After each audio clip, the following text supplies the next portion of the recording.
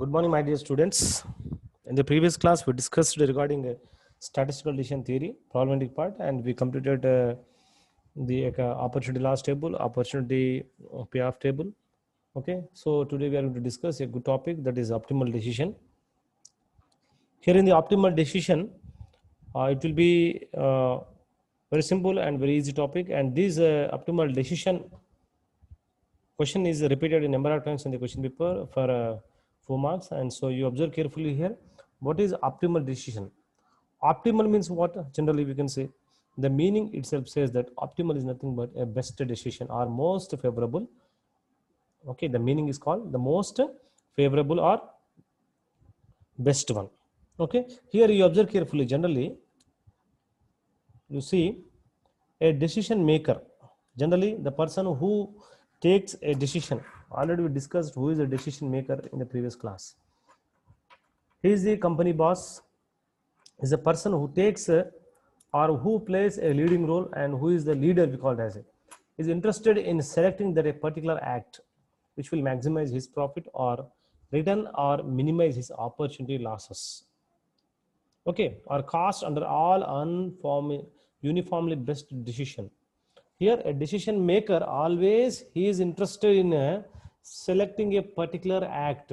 When he focus on a particular area, always he think that in that area he always look after the maximizing his profits or returns, and always he tries to minimize the losses and the cost under all uniformly best decisions.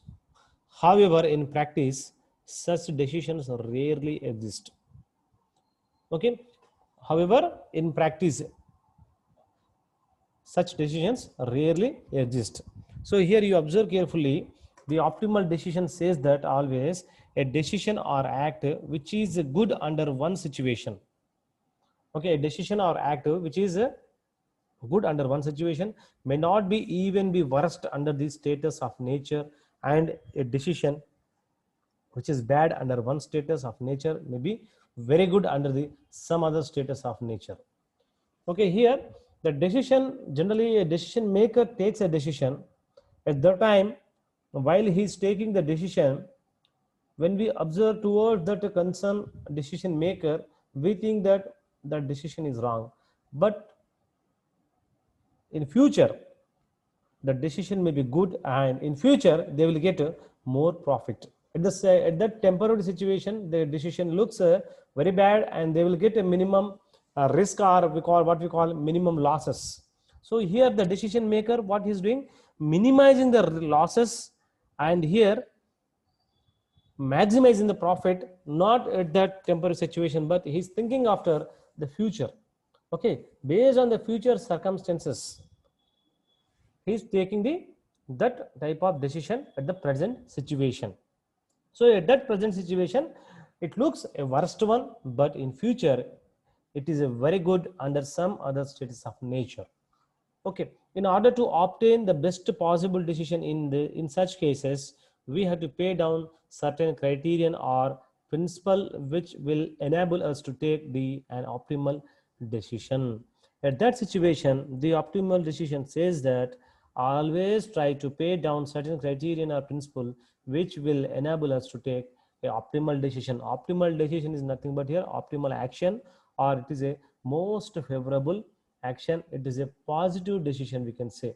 It should not affect the employees, or it should not affect the decision maker, but generally for when we look towards the decision maker, the decision is not good, we will think, but in future it is a best decision, and it will pays a certain criterion which is benefited to the common man, or which is benefited, and it is look after the welfare of the concerned employee of the concerned organization.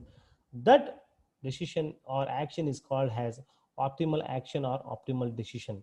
And here an action for which is expected payoff, expected monetary value criterion is maximum, and the expected opportunity loss is minimum, as determined by the criteria or the principle under consideration.